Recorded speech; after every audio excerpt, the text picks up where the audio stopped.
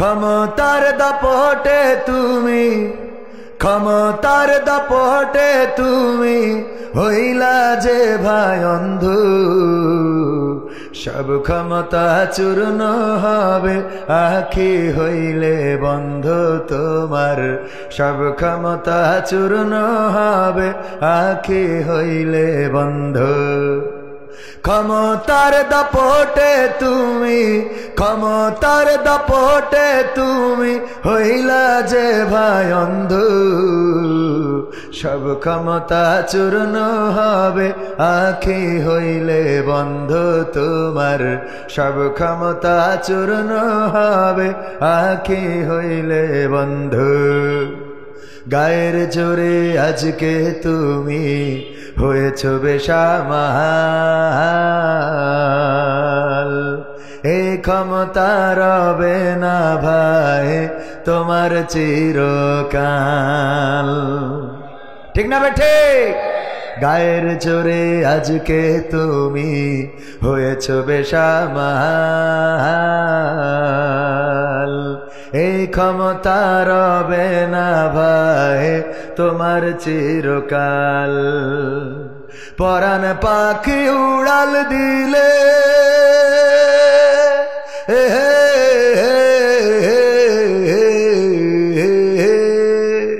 পরাণ পাখি উড়াল দিলে, পরাণ পাখি উড়াল দিলে দেহ হবে গন্ধ, সব ক্ষমতা চূর্ণ হবে আখি হইলে বন্ধ তোমার, সব ক্ষমতা চূর্ণ হবে আখি হইলে বন্ধ।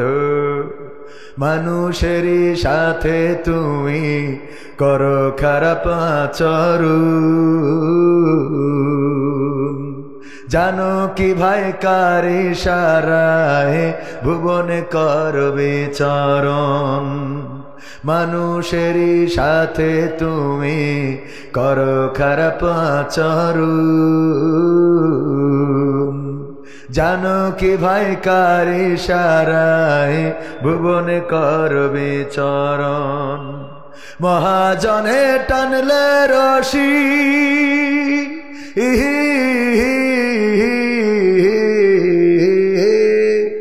মহাজনে টানলে রশি, মহাজনে টানলে রশি দম হইবে বন্ধু, সব ক্ষমতা চূর্ণ হবে আখি হইলে বন্ধ তোমার, সব ক্ষমতা চূর্ণ হবে আখি হইলে বন্ধ।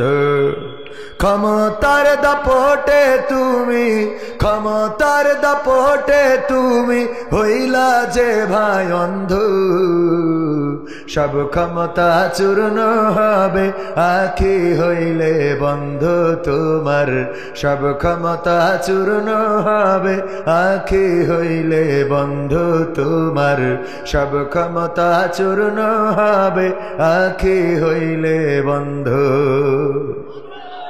ঠিক না বেঠে? ক্ষমতার দাপট কি চিরদিন থাকে? না, চিরদিন থাকে না, চিরকাল থাকে না। ক্ষমতার পাওয়ার যারা ইতিপূর্বে দেখিয়েছে তাদের ক্ষমতার পাওয়ার চূর্ণ বিচূর্ণ হয়েছে, বর্তমানে যারা দেখাবে তাদের পাওয়ারও চূর্ণ বিচূর্ণ হবে, ভবিষ্যতে যারা দেখাবে তাদেরও পাওয়ার চলে যাবে। একমাত্র পাওয়ার থাকবে কার? ক্ষমতার দাপট দেখানোর ক্ষমতা আছে কার? আল্লাহ ছাড়া কারো নাই ক্ষমতার দাপট দেখানোর ক্ষমতা।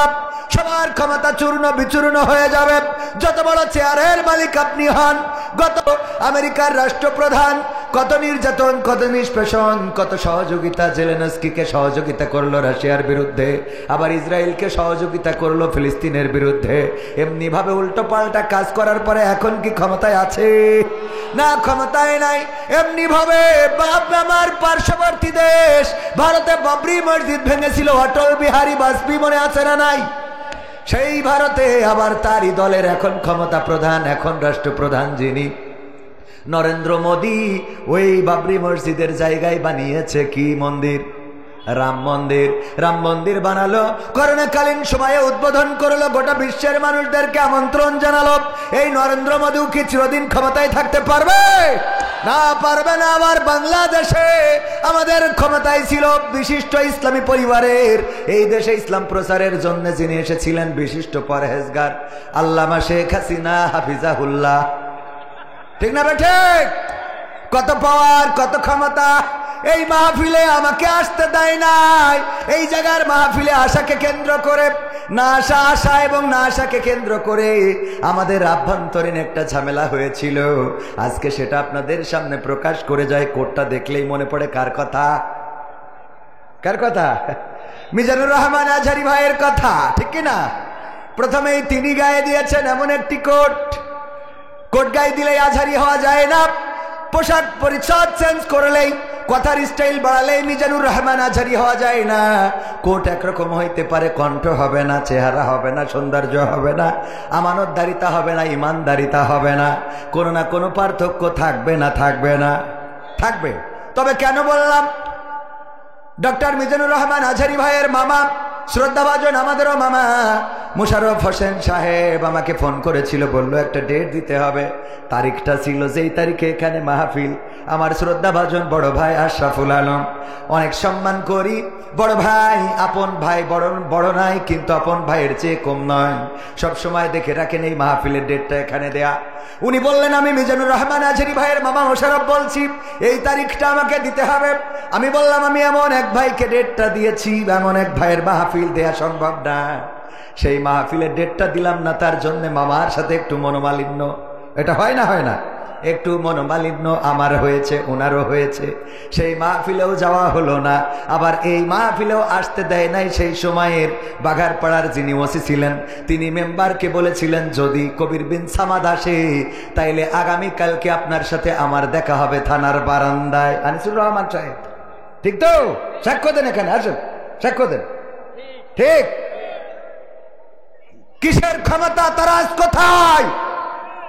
এই স্টেজে কবির বিন সামাদ আবার এসেছে। যারা বাঘারপাড়াতে আমার মাহফিল বন্ধ করেছে, আমার পদচারণা বন্ধ করেছে, আল্লাহর কসম করে বলি সবই দূরের গর্তে পালিয়েছে। বলেন ঠিক কিনা? ক্ষমতা থাকলে আসো, কারণ তোমাদের ক্ষমতা ছিল দুনিয়ার ক্ষমতা, আর আমাদের ক্ষমতা আখিরাতের ক্ষমতা। আমরা ফাঁসির কাস্টে হাসি মুখে ঝুলতে চাই। আমরা জেলখানার হাতের হাত কড়া, পায়ের ডান্ডা বেড়িকে আমরা এটার সামান্য কুষ্টার পাটের ফিতা ছাড়া কিছু মনে করি না। ঠিক না ঠিক? যারা বন্ধ করেছিলেন তাদের প্রতি ক্ষোভ নাই, শুধু এতটুকু বলবো আল্লাহকে চেনেন, নত হন তার কাছে যার পথে থাকলে আওয়ামী লীগ ক্ষমতায় থাকলেও গলার জোর থাকবে, বিএনপি থাকলেও জোর থাকবে, আর জামাত থাকলে তো জোর এমনি থাকবে। কথা কয় না। সুতরাং সেই দল করেন যেই দল করলে সবসময় আপনি উচ্চ কণ্ঠে কথা বলতে পারবেন। আমরা যারা সঁপে দিয়েছি নিজেদেরকে আল্লাহর কাছে, বলেছি ইন্না সলাতি ওয়া নুসুকি ওয়া মাহইয়ায়া ওয়া মামাতি লিল্লাহি রাব্বিল, এই আয়াত যারা আমরা পড়েছি একবার, আপনারা আমাদেরকে কিসের ভয় দেখান, কিসের রাস্তা বন্ধ করেন? আমাদের রাস্তা তো বন্ধ করার কোনো পথ আপনাদের নাই। আমাদের রাস্তা তো বাঘারপাড়ায় সীমাবদ্ধ না, আমাদের রাস্তা যশোরে সীমাবদ্ধ না, আমাদের রাস্তা খুলনায় সীমাবদ্ধ না, আমাদের রাস্তা ঢাকায় সীমাবদ্ধ না, আমাদের রাস্তা আমেরিকায় সীমাবদ্ধ না, আমাদের রাস্তা গিয়ে ঠেকেছে আল্লাহর আরশে আজিমে জান্নাতের বারান্দায়। বলেন ঠিক কিনা? সুতরাং এই জান্নাতের বারান্দার রাস্তা থেকে আমাদের জীবন নিতে পারবা, দূরে সরাতে পারবা না। আমাদের মারতে পারো, মেরে জান্নাতে পৌঁছে দিবা, এর বাইরে কিছু করতে পারবা না। আমরা তো সেই ইব্রাহিমের সন্তান, যে জাতির পিতা বলেছিল ইন্নী ওয়াজ্জাহতু ওয়াজহিয়া লিল্লাযী ফাতারাস সামাওয়াতি ওয়াল আরদ হানিফা ওয়া মা আনা মিনাল মুশরিকিন, আমি সমস্ত দিক থেকে, সমস্ত দল থেকে আমার মুখটা আমি সেই দলের দিকে করলাম যে আসমান জমিন সৃষ্টি করেছে, তার দিকে মুখ ঘুরিয়ে দিয়ে বলে দিলাম আমি অন্য কোন দলের মুখাপেক্ষী না, আমি মুশরিকদের মুখাপেক্ষী না, যারা দুনিয়ায় মানব রচিত মতবাদ তৈরি করে তাদের মুখাপেক্ষী না, যারা নিজের আইন বানিয়ে দেশ চালাতে চায় তাদের মুখাপেক্ষী না, আমি আসমান জমিনের স্রষ্টা যিনি তার মুখাপেক্ষী, তার কাছেই মাথা নত করে দিয়েছি। সুতরাং আমরা সেই ইব্রাহিমের সন্তান, আমাদের জাতির পিতা ইব্রাহিম, আমাদেরকে আগুনে ফেলা যায় কিন্তু আমাদের দমিয়ে রাখা যায় না। ঠিক না বেঠে? আর তোমাদের বলি ক্ষমতায় কেউ স্থায়ী হয় না, হোক না সে হাসিনা কিবারে না, সে আরটা চিরকাল থাকে না। ক্ষমতায় কেউ স্থায়ী হয় না, মুজিবুর বেশি দিন থাকেনি, জিয়াউর কেউ তো রাখেনি। মুজিবুর বেশি দিন থাকেনি, জিয়াউর কেউ তো রাখেনি। এরশাদ চলে গেছে পৃথিবী ছেড়ে, এরশাদ চলে গেছে পৃথিবী ছেড়ে, কেউ আজ তার কথা কয় না। ঠিক না বেঠে? ক্ষমতায় কেউ স্থায়ী হয় না, হাসিনা ক্ষমতা ধরে রাখতে আয়না ঘর বানিয়েছিল, জনগণের রোশনালে দাদার দেশে পালিয়ে গেল। হাসিনা ক্ষমতা ধরে রাখতে আয়না ঘর বানিয়েছিল, জনগণের রোশনালে দাদার দেশে পালিয়ে গেল। ডিবি হারুনের পাশে আর, ডিবি হারুনের পাশে আর পরিমণিদের দেখা যায় না। ঠিক না বেঠে? ক্ষমতায় কেউ স্থায়ী হয় না, হোক না সে হাসিনা কিবারে না, সে আরটা চিরকাল থাকে না। ঠিক না বেঠে? মহিলা প্যান্ডেল ভরে গেছে, সবাইকে একটু সামনে আগায়ে বসতে বলতে হবে। আমি প্রায়ই বলি, এখনো পুরুষ প্যান্ডেল ফাঁকা আছে না নাই? আগামীতে মাহফিল দিলে এই জায়গায় রাখবেন মহিলাদের, আর ইনাদের দেবেন প্রজেক্টর। ওই এর থেকেও বড়, তাও ভরে গেছে, তাইলে তো সমস্যা। পুরুষদের জন্য জায়গা কম রাখার পরেও ওপাশ ফ্লাপ, মা বোনেরা মাহফিলেও বেশি, বাজারেও বেশি, সিরিয়ালেও বেশি, জাহান্নামেও বেশি। ঠিক না বে ঠিক? বিশ্ব নবীর কথা, আমার কথা না। বিশ্ব নবী সাল্লাল্লাহু আলাইহি সাল্লাম বললেন, ওগো নারীরা, আমি তোমাদের দেখেছি অধিকাংশ জাহান্নামে। কতকাংশ? অধিকাংশ, মানে অর্ধেকের বেশি জাহান্নামী। বিশ্ব নবী সাল্লাল্লাহু আলাইহি সাল্লাম বলেছেন। জিজ্ঞাসা করা হলো কিসের কারণে? আল্লাহ নবী সাল্লাল্লাহু আলাইহি সাল্লাম বললেন, দুইটা দোষ বেশি। কয়টা? কয়টা দোষ বেশি? মা বোনেরা কান খাড়া করে শোনেন আর সামনে একটু আগায় বসেন। কোন দিকে তা জানি না, যেই দিকে হোক, ক্যামেরায় তো দেখতেছেন। আপনার সামনের দিকে আগায় বসেন, বাম দিকে, বাম দিকে আগায় বসেন, বাম দিকে আগায় বসেন। বসে অন্য বোনদের একটু জায়গা করে দেন, সামনে এবং ডান দিকে আগায় বসেন, যাতে করে অন্য মা বোনেরা বসার সুযোগ পায়। এখনো তো মাহফিল শুরুই হয়নি, তাই যদি ভরে যায় তাইলে তো প্রধান বক্তা তো এখনো আসতে বাকি। তো যাই হোক, আল্লাহ নবী কয়টা কারণ বললেন? বিশ্ব নবী বললেন দুইটা কারণ। তার মধ্যে এক নম্বর হলো, তারা স্বামীর নাশুকুরি করে। কি করে? নাশুকুরি বোঝেন? অকৃতজ্ঞ হয়, স্বামীর প্রতি কৃতজ্ঞ থাকে না। আমাদের জনাব ভাইয়ের কথাই বলি, আশরাফুল আলম সাহেব, আমার ভাবি, মানে যাই এনে দিক কিছুই পছন্দ হয় না, খালি পছন্দ হয় কবির। দেখো দিন কত সুন্দর জুব্বা বানাইছে, তুমি বানাইছো, এটা কি গায়ে দিলে মানুষ দেখা যাচ্ছে মনে হচ্ছে ফকির। মানে যা করে সেটা, থ্রি পিস কিনে দিলে পছন্দ হয় না, এটা ওইটা। মাছ কিনে আনলে তাতে কাটা বেশি, ওল কিনে আনলে গাল চুলকায়, কচু কিনে আনলে সিদ্ধ হয় না, মেটে আলু কিনলে সেটা আলু না। মানে সব কিছুতে অভিযোগ আছে তো আছে, আছে তো আছে। না শুকুরি, এটারে কি বলে? বুদ্ধি করে একদিন একটা শাড়ি কিনেছে যশোরের দড়াটানা থেকে, এইচএম সুপার মার্কেট আছে ওখান থেকে, এইচএম মার্কেট মনে হয়। তো কেনার পরে ডাইনিং টেবিলে রেখে আমার ভাবিকে বলতেছে খাবার দাও। তো ভাবি খাবার দিয়ে চিন্তা করছে শাড়িটা আসলে কার, এত সুন্দর শাড়ি। তো বলতেছে, এক ফাঁকে জিজ্ঞেস করেই বসলো, শাড়িটা কার? তা বললে, শাড়িটা কিনেছি। শাড়িটা কিনি নাই, শাড়িটা কিনেছে কবির বিন সামাদর বউয়ের জন্য। ভাবির তো মিজাজ গেস খারাপ হয়ে, দেখো দিন শাড়ির কালারটা কত সুন্দর, রংটা কত ভালো, সুতাটা কত সুন্দর, পাড়টা কত রং চংটা, মানে সব কিছু মিলাই পারফেক্ট একটা শাড়ি। কবির বিন সামাদ যাই কেনে তার একটা পছন্দ আছে। আল্লাহ তোমার চোখ না দুটো মার্বেল দিয়েছে, এই চোখে কি দেখে আমি বলে সংসার করছি। কান্নাকাটি আছে না নেই? আমি বলে তোমার সংসার করে দিলাম, অন্য লোক হইলে এই সংসারে কবে লাথি দিয়ে চলে যেত। হ্যাঁ, তুমি এটা দেখো দিন কবির বিন সামাদ, তো আমার ভাই বলতেছে তোমার কি খুব পছন্দ হয়েছে? কবির তো আমার ছোট ভাই মানুষ, ওর বোর জন্য কিনেছে, তুমি এটা নাও, তোমার পছন্দ হলে আমি কবিরের সাথে সে যা করা লাগে করবানে। তো ভাবি নিয়ে খুব খুশি। তো ভাই রাত্রি চিন্তা করলো, এত ভালোবেসে তার শাড়িটা কিনলাম, যদি না বলি কেমন হয়।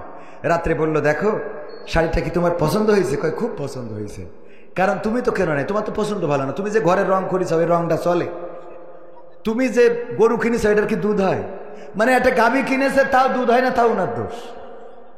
মানে যত সব এটা খেয়াল করে দেখবেন। আর ওরা যা করে ওইটা কোনো অসুবিধা নেই। আর ভাইও তো টিচার মানুষ, হামিদপুর কলেজের টিচার, উনি বাজারে গেলে যেই কচুটা বিক্রি হয়নি অনেকেই জোর করে কয়, স্যার আপনার জন্য 1 সপ্তাহ ধরে একটা কচু রেখে দিছি, এইটা বিক্রি হয়নি, ওইটা ওনার জন্য রেখে দিস। কোনো মান সম্মানের খাতিরে কিছু বলতে পারে না, দেয় ওই কচু এনে রান্না করার পরে কচু থেকেই গাল চুলকাবে, ওর মধ্যে যে ইলিশ মাছ দিছিল ওইটা খালু চুলকে। তো এই জাতীয় বিপদে আমাদের পড়া লাগে, তাই না? এরকম কিছু বিপদ। তো এখন ভাইজান বললো যে দেখো রাত্রি শোয়ার সময় বললো, শাড়িটা কি তোমার পছন্দ হয়েছে? কয় এটা তো তুমি পছন্দ করে কেন নাই, কবির বিন সামাদ পছন্দ করেছে, আমার খুব পছন্দ হয়েছে। কয় দেখো মরে গেলে তো কালকে যদি সকালে ঘুম থেকে জাগি তাহলে ফজর, না জাগলে কবর, মনের কথা বলা হবে না। আমি তোমারে যে কত ভালোবাসি, তোমারে ভালোবেসে এই শাড়িটা আমি নিজে পছন্দ করে দড়াটানা থেকে কিনে আনছি। কয় সত্যি তুমি কিনেছো? কয় আমি সত্যি তোমার জন্য নিজে চয়েস করে কিনে আনছি। কয় তাইলে এটার রং থাকবে না? তাইলে এটার, কয় তুমি যদি কিনে থাকো তাহলে এটার রং থাকবে না। মানে ওরে কি কোনোভাবে সন্তুষ্ট রাখা সম্ভব? কথা কয় না। অকৃতজ্ঞ স্বামীর না শুকুরি করে, এরকম আছে না নাই? ওর স্বামী যা করে সব ওর অপছন্দের। আর বাপের বাড়িতে যদি কিছু একটা নিয়ে আসে, ওরে বাবারে, ওইটার উপরে আর কোনো জিনিস হয় না। আব্বারা যে পুঁইশাক দিছিল, সে পুঁইশাক তো না মনে হয় কেঁচু সাপ। কি সাপ? কেঁচু সাপ। এই চিকুন চিকুন আইডি কয় দেখি যাও পুঁইশাক কি সুন্দর রাইন দে, নিজেই খাই নিজেই বলা, বাবা যে স্বাদ হয়েছে আমার মার হাতের তরকারি। হ্যাঁ, গাই গরু যদি একটা দেয় বিয়ের সময়, আশরাফ ভাই যদি গাই গরু একটা দেয়, ওই গাই গরু আর আমৃত্যুকাল মরবে না। মরে বলেন?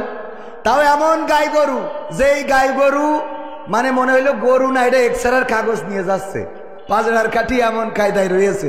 সেই গরু আনার জন্য 1 শালা ঠেলিয়েছে, আর 1 শালা ঠেলিয়েছে, তাও 3-4 বার ব্রেক ফেল করেছে, লেজ মুড়াই স্টার্ট দিলে তারপর উঠেছে। এই গরু আনার পরে ভাবির খালি কথা হইলো, ওই যে আমি পুরী জায়গা কিনেছে একটা বাড়ি, ভাই কয়তলা যেন ওইটা ফাউন্ডেশন? আশরাফ ভাই, আশরাফ ভাই ওরে কয়তলা ওই ফাউন্ডেশন? আর আপনি কথা বাজার মধ্যে কথা কন, বলছি কয়তলা ফাউন্ডেশনের বাড়ি কিনেছে? হ্যাঁ ওখানে, হ্যাঁ 4 তলা। তো 4 তলা ওই ফাউন্ডেশনের বাড়ি কিনে ভাবির বলছে, দেখো আমরা তো ছিলাম বাগডাঙ্গা, আমরা এখন এই যে শহরের পরে হামিদপুর একটা বাড়ি কিনতে পারিছি, 4 তলা ফাউন্ডেশন, চলো আজকে তোমার দিয়ে উদ্বোধন করবো, ফিতে কাটতে হবে। বলছে আব্বাকে বাড়িতে গাই গরুটা আনিলাম বুঝলে, ওই গাই গরু এক্সরা কাগজের। এরপরে যে একটা 4 চাকার গাড়ি কিনেছে, এক্স করোলা, বলছে যে চলো আজকে গাড়িটা যেহেতু কিনলাম তুমি চড়বা, আমি চালাবো, পুরো যশোর ঘুরিয়ে দেখাবো তোমার। গাড়িতে দরজা খুলে উঠে পরে বলছে আব্বাকে বাড়িতে গাই গরুটা আনিলাম বুঝলে। হ্যাঁ, এরপরে যদি আরো কিছু করে, উনি যদি এখন কথার কথা জামাতের নেতা, তো এলাকায় যদি চেয়ারম্যান ইলেকশন করে, যদি পাশ করে, যেদিন কাউন্সিলই বরণ হবে ফুলের মালা গলায় দেবে, বলবে চলো তুমি সামনে বসে থাকবো, আমার আজকে ফুলের মালা গলায় দেবে। যাওয়ার সময় কবে আব্বাকে বাড়িতে গাই গরুটা আনিলাম বুঝলে। শুধু তাই না, যদি বেহেশতে যায়, আমার ধারণা জান্নাতের সিঁড়িতে যদি দেখা হয়, কবে আব্বাকে বাড়িতে গাই গরুটা আনিলাম বুঝলে। এই গাই গরু আর মারবে, আর স্বামী যা করে ওইটা দুধ হয় না, ওইটার বাছুর হয়তো মেলা দেরি করে করে পাল দিলি দাঁড়ায় না, সব ঝামেলা স্বামী যা করে ওতে, আছে না নাই? এরকম না শুকুরি করে, তাহলে গেল 1 নম্বর। 2 নম্বর কি? 2 নম্বর হলো বেশি বেশি অভিশাপ দেয়। কি সাপ দেয়? দুড়া সাপ না, জাত সাপ না, গোখরা সাপ না, কি সাপ? অভিশাপ। অন্য সাপ দিলে তো কামড়ায় দিলে মরে গেল, আর এমন অভিশাপ দেয় যে অভিশাপের কারণে স্বামীও শেষ হয়ে যায়। এক মহিলা আমারে ফোন করে বলতেছে, হুজুর আপনি কি সেই হুজুর? কলাম কোন হুজুর? কয়ে যে মাঝে মাঝে প্রশ্ন ধরে উত্তর দেন। বললাম হ্যাঁ। তা বলছে হুজুর আমার স্বামী মরে গেছে। আমি বললাম আমার কিছু করার নেই, আমার 1 বউ 2 বাচ্চা। বলছে না হুজুর বিয়ে করার জন্য ফোন দিনি, ফোন দিছি একটা প্রশ্ন জানার জন্য। কি? তো আমার স্বামী অসুস্থ ছিল, আমি প্রায়ই স্বামীরে বলতাম যে আল্লাহ তোমার মরণ করে না কেন, তুমি মরো না কেন, আল্লাহ তোমার নেয় না কেন, এরকম বলে না বলে না? কয় তোর মরা মুখ আমি দেখি না কেন, তোর জানাজা হয় না কেন, এত লোকের জানাজা হয় তোর হয় না কেন? তো আমি আমার স্বামীকে প্রায়ই বলতাম যে মরো না কেন, তোমার মরণ করে না কেন, তুমি দূর হয়ে যাও না কেন, তুমি কবরে তোমার মাটি দিয়ে এসে আমার একটু হাড়ে বাতাস লাগতো। তো এই হাড়ে বাতাস লাগানোর জন্য আমি কতবার ওরে বলেছি। এখন সে মারা যাওয়ার পরে আমি খুবই কষ্ট পাচ্ছি যে আসলে কি সে আমার এই কথার কারণে মারা গেল, নাকি ওর আবুল হায়াত শেষটাই মারা গেল। এটার জন্য হুজুর প্রশ্ন করেছি আপনার কাছে, মানে জানার জন্য আপনার ফোন করেছি। তো বললাম আমি তো অত বড় হুজুর না, তো আমি এতটুকু বলতে পারি ওনার হায়াত শেষ হয়েছে না আপনার অভিশাপে মারা গেছে সেটা বলতে পারবো না। দোয়া এবং বদদোয়া দুইটাই আল্লাহর কাছে কবুল হয় না, হয় না? দুইটাই কবুল হয়। তো হায়াতও যদি ফুরাই যায় তাও যেতে পারে, আবার আপনার অভিশাপেও মরতে পারে। তবে এতটুকু বলতে পারি, বিশ্বনবী বলেছেন নারীরা জাহান্নামে যাওয়ার কারণ দুইটা, তার মধ্যে 1 নম্বর হলো স্বামীর নাশুকুরি করা, আর 2 নম্বর হলো বেশি বেশি অভিশাপ দেয়া। তো আপনি 2 নম্বর কারণটা আপনার মধ্যে বিদ্যমান, তার মানে আপনি জান্নাতে যাওয়ার রাস্তা মোটামুটি অর্ধেক আগায় রাখিছেন, ঠিক না বেঠিক? অর্ধেক আগায় রাখিছেন। এখন মা বোনেরা বুঝে নেন, আজকে থেকে বাড়ি যাওয়ার পরে স্বামীদের প্রতি অকৃতজ্ঞ হবেন কিনা। যাই আনুক, যাই দিক, যাই খাওয়াক, যাই পরাক, কোনো সময় অকৃতজ্ঞ হওয়া যাবে না, বরং বলতে হবে তুমি যা এনেছো এটাই তো আলহামদুলিল্লাহ, এর থেকে আরো খারাপ হতে পারতো, ঠিক না বেঠিক? বলা যায় না, যায় না? তুমি যে 3 পিসটা এনেছো এর থেকে আরো কম দামের আনতে পারতে, তুমি তো ভালো বেশি দামের এনেছো, আলহামদুলিল্লাহ। এইভাবে শুকরিয়া আদায় করতে হবে। আর পুরুষদেরও কিছুটা ওদের প্রতি টেক কেয়ার করতে হবে। মাঝে মাঝে লিপস্টিক, ভুরু পেনের এই যে কি দেয়, ভুরু পেন নাকি, হ্যাঁ, আইলানা, মাইলানা, শাইলানা, ফাইলানা, এইগুলো সব একটু মাঝে মাঝে কিনে নিয়ে যেয়ে দিতে হবে। এইগুলো স্ত্রীদের দেবেন, একটু সাজাবেন, নিজে মাঝে মাঝে চুলের বেনি গেঁথে দেবেন, মাঝে মাঝে তার মাথাটা আশ্রয় দেবেন, শাড়ির কুচিটা ধরে দেবেন, তার কাপড় চুপড় পরিয়ে দেবেন, পিছন থেকে যে চোখ ধরি বলবেন বলো তো আমি কে, বোঝেননি? হ্যাঁ, এইগুলো মুরব্বীরা না করেন, না করেন, অন্তত যাদের ইয়াং, আমাদের সভাপতি এখনো বয়স আছে আলহামদুলিল্লাহ, এইগুলো করবেন। এইগুলো করলে দেখবেন যে সংসারের শান্তি বাড়ছে। আবার মা বোনেরাও বোঝে না, বলে হুজুর আমার স্বামীর জন্য একটু দোয়া করি দেন, সারাদিন ওই পরিমণি তারপরে এইসব দেখি বেড়াই সাধু। দেখবে না তুই মাঝে মাঝে ছোট ছোট জামা কাপড় পরলি তো আরে ওদিক তাকায় না, কথা কয় না, লজ দাস দালাই বাসে না, আরে স্বামীর কাছে আবার কি লজারে, কথা কয় না। হ্যাঁ, একটু জোরে বলেন ঠিক, যাতে শুনতে পায়। হ্যাঁ, মানে মাঝে মাঝে ওই পোশাকগুলো, তবে এই পোশাকগুলো আবার আপনাদের কিনে দেওয়া লাগবে, ওরা তো যে বাজার টানতে পারে না। এইগুলো না না রাস্তায় বাড়াবে কেন, এইটা তো ভালোর জন্য বলতেছি। এইগুলো যখন গায়ে দেবেন, গায়ে দিয়াবেন, তখন দেখবেন ওরা যখন গায়ে দেবে আপনাদের ভাল লাগবে, আবার ওরাও সব কিছু মিলে আপনারা ওই সিরিয়াল ভাল লাগবে না, ওই পরিমণি ভাল লাগবে না, ওই বুবলি, তারপরে এইসব ওই রাশমিকা মান্দানা ফান্দানা, এগুলো ভাল লাগবে না, কারণ ও তো বাড়ি রয়েছে, কথা কয় না, না জায়েজ কিছু। বিশ্বনবী সাহাবীদেরকে ডেকে বললেন, ওগো সাহাবীরা শুনে নাও, তোমরা যখন স্ত্রীদের সাথে মিলন করো, যখন তোমরা তাদের সাথে মিলিত হও, আল্লাহ রাব্বুল আলামিনের ফেরেশতারা তখন তোমাদের আমল নামায় সওয়াব লিখে দেন। বলেন সুবহানাল্লাহ। সাহাবীরা একটু লজ্জা পেয়ে গেল, লজ্জায় লজ্জায় বলতেছে আল্লাহর রাসূল এটা কেমন, একটু লজ্জা করতেছে। আল্লাহ রাসূল বললেন কিসের লজ্জা? আল্লাহর নবীর সাহাবীরা বললেন, ওগো নবী এমন একটা বিষয়েও আমরা সওয়াব পাবো, এটা কেমন কথা? আল্লাহর নবী বললেন, ওগো সাহাবীরা শুনে নাও, এমন কাজ যদি নিজের বৈধ স্ত্রীর বাইরে যদি অন্য কোনো জায়গায় করতে গুনাহ হইতো কিনা? সাহাবীরা বলল, অবশ্যই গুনাহ হইতো।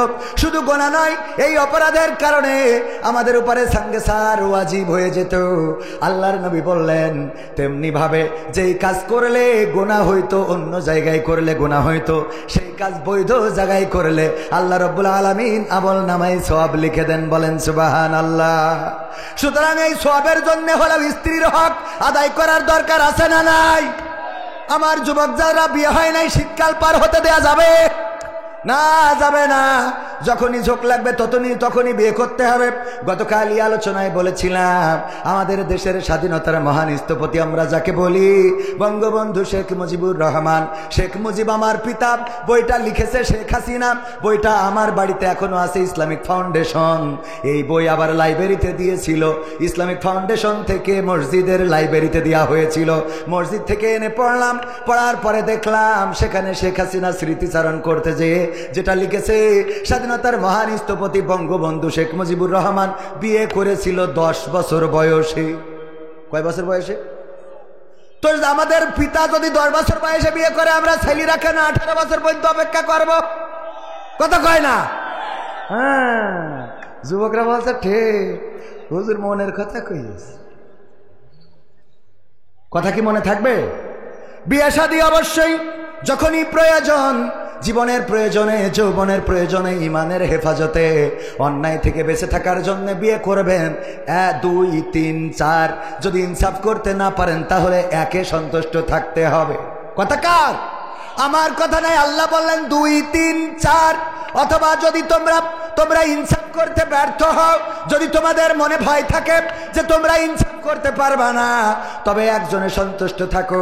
আমার ভাইয়েরা, এই দেশে বিধবার সংখ্যা বেড়ে গেছে, সুতরাং এখন থেকে একজন নয়, আন্দোলন হবে 2 3-এর বেশি ছাড়া কোনো কথা নয়। হ্যাঁ, ইনসাফ করতে হবে। 2টা বিয়ে করা এটা খারাপ কাজ না, 3টা বিয়ে করা এটা খারাপ কাজ না, 4টা বিয়ে করা, 5টা না, 4টা বিয়ে করা এটা খারাপ কাজ। আবার মা বোনেরা, আমি বুঝি না ওদের, আল্লাহ যেহেতু বিধান দিয়েছে, আল্লাহ বিধান না দিলে আমাদের আপত্তি ছিল না, আল্লাহ যেহেতু বিধান দিয়েছে মানে নিতে তো অসুবিধা নাই। মা বোনেরা যদি বাড়ি আর একটা বউ আসে, আমার আশরাফ ভাই যশোরে থাকে, কোথায় থাকে জানেন কিনা আপনারা? যশোরে। আর বাগডাঙ্গায় যদি আর একটা বউ থাকে, অসুবিধা কোন জায়গায়? উনি ওখানে দায়িত্ব পালন করলো, ইনি এখানে থাকলো, যখন বাড়ি আসলো উনারও আসা লাগলো না কষ্ট করে, ইনারও যাওয়া লাগলো না কষ্ট করে। এর মধ্যে একজনের উপকার হলো, কিছু বাচ্চা কাচ্চা দুনিয়ায় আসলো, তারাও ভালো কিছু ভালো বাবার পরিচয় পেল, সংসারে মোটামুটি অভাব তো নেই, আছে তো। এটা কি খারাপ কিছু? এইটা মাইনতে অসুবিধা করে, আমি তো এটা বুঝলাম না। আমিও জ্বালাই আছি, আমার বললে যে তুমি যেদিন 2টা বিয়ে করবা ওই দিন হয় বাড়ি ছেড়ে দেবো না আত্মহত্যা করবো। এ জ্বালার তো শেষ নেই। কি জ্বালা কন তো?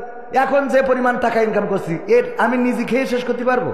আমার বউ খেয়ে শেষ করতে পারবে? এক রাতি 50-60 হাজার টাকা আমি কনে কি করবে? এগুলো তো ইউটিউবাররা, এটার জন্য আমার বউ না দেখে, তাহলে বলে বাড়ি ঢুকতে দিবার না। জ্বালা তো শেষ নেই, জ্বালা জ্বালা সব জায়গায় জ্বালা আছে না নাই? জ্বালার শেষ নাই। যাই হোক ভাইয়েরা আমার, 2টা বিয়ে করায় জ্বালার তো শেষ নাই। এক মুরব্বী, ও শুনেছে মসজিদে যদি জুম্মার দিন আগে যায় তাইলে সে একটা কবুল হজের সোয়াব পাবে। তো ও চিন্তা করছে আমি যেহেতু গরিব মানুষ, হজে তো যাইতে পারবো না, জুম্মার দিন একটু আগে যাবো। যে দেখে আরেক মুরব্বী বসা, তো বাড়ি চলে এসেছে, যে পরের সপ্তাহে নামাজ পড়ে বাড়ি এসেছে, পরের সপ্তাহে একটু আগে যাবো। পরের সপ্তাহে আবার গেছে, যে দেখে তাও সেই মুরব্বী বসা। চিন্তা করলো যাকে এই সপ্তাহে পেলাম না, 3য় সপ্তাহে দেখি, 3য় সপ্তাহে যে দেখে তাও মুরব্বী বসা। ওর মিজাজ বেশ খারাপ হয়ে, মুরব্বী তোমার কি খেয়ে কোনো কাম নেই নাকি? খালি মসজিদে এসে বসে থাকো তুমি? তা বলছে তোমার অসুবিধা কি? অসুবিধা নেই মানে আমি একটা কবুল হাজার সোয়াব নেবো, গরিব মানুষটা দৌড়াচ্ছি, 3 সপ্তাহ ধরেই লাইন পালাম না। তা বলছে খুব দরকার। বাস দরকার মানে টাকা তো নেই, বলছে নিকে করতে পারবে? ও পারবা না। তাহলে একটা নিকে করো, ব্যবস্থা হয়ে যাবেন। ও এসে মেরি কেটে একজনের পটাইয়ে তো একটা বিয়ে করেছে কবুল হজের জন্য। যে হজ করার এত টাকা তো নাই, 6 লাখ 8 লাখ টাকা, তার থেকে এটা নিকে করি। এখন তো ইয়ে তো দিয়াই লাগে না, দিন মাহ দিয়া লাগে, দেশে লাগে না তো। তো বিয়ে করে তারপরে পরের জুম্মায় ওই মুরব্বী বেশি দেখে, এই মুরব্বী বসা, বলতেছে বাবাজি কি খাবো আজকে? কি কবুল হজের সোয়াব হই? দেখো বাবা ক্ষতি পারবা কেন? বলছে 2 ডোর গুতি ফজরে আইসে আর এখনো বাড়ি যায়নি। ফজরে এসে এখনো বাড়ি যাই, 2 এত ডিস্টার্ব করতেছে যে ফজরতে রাগ করে বাড়ি যায়। জ্বালা আছে না নাই? ভাইয়েরা আমার, মা বোনেরা আমার, অনেক মা বোন এসেছেন। আল্লাহ রাব্বুল আলামিন বললেন ওয়াকরনা ফি বুয়ুতিকুন্না ওয়ালা তাবাররাজনা তাবাররুজাল জাহিলিয়াতিল উলা। ওগো নারীরা তোমরা পর্দার মধ্যে থাকো, জাহিলি যুগের মেয়েদের মতো সেজে গুজে নিজেদেরকে প্রদর্শন করে বেড়াইও না। আর আজকের জামানায় আমরা গর্ব করে বলি এই বিউটি পার্লার কে দিয়েছে? ঠিক না বেঠে? এই বিউটি পার্লার গুলো করার পরে আমরা গর্বিত হই, আমরা প্রশংসা করি আমাদের সরকার বিউটি পার্লার দিল, ঘরে ঘরে বিউটি পার্লার, শহরে শহরে বিউটি পার্লার। এই বিউটি পার্লারে কি কোনো ছেলেদের যাওয়া লাগে নাকি? না, লাগে না। ছেলেদের যাওয়া লাগবে কেন? ছেলেরা এমনি সুন্দর, ঠিক না বেঠে? ছেলেরা সুন্দর। দেখেন, ছেলেরা শুধু সুন্দর না, তারা তাদের সৌন্দর্য তো দেখাইতেই চাই না, বরং আরো কি করে ঢাকে ঢুকে রাখা যায়। প্যান্ট একটা পরে, প্যান্ট পরার পরে প্যানের আবার এইভাবে আংটা দিয়ে আছে যার মধ্যে দিয়ে বেল বাঁধতে হয়। শুধু বেল বাঁধলি হবে না, উপরে যে এর শার্টের নিচে আবার গেঞ্জি পরে, গেঞ্জির উপরে আবার শার্ট, এইটা পরে তারপরে ওর মধ্যে গুজে দিয়ে বেল দিয়ে কষে বেঁধে থই, যাতে করে যেন কোনোভাবে শার্ট বেরোয় না যায়, ঠিক না ঠিক? এমন টাইট করে দিয়ে এরপরে পাই শু পরিয়েছে, শুর আগে আবার মোজা, যেন পার রঙও দেখা না যায়, পর্দাশীল।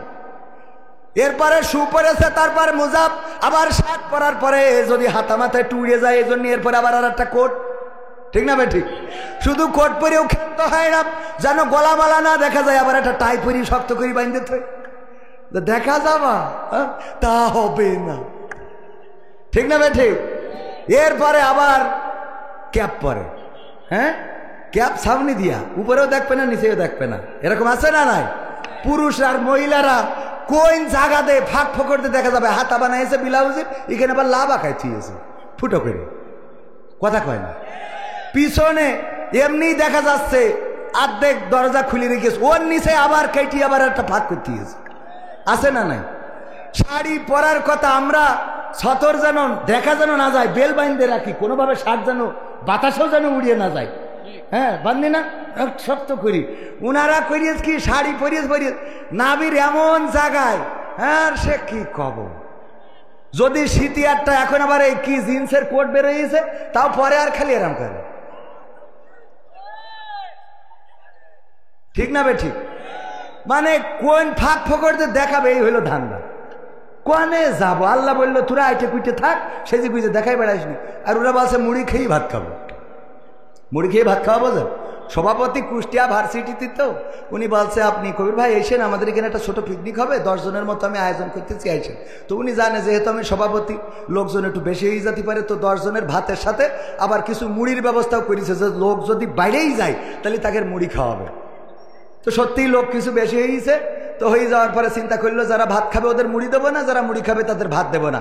আমার জিজ্ঞেস করছে কবির ভাই আপনি মুড়ি খাবেন না ভাত খাবেন? আমি খেলাম ভাত খেয়েই তারপর মুড়ি খাবো।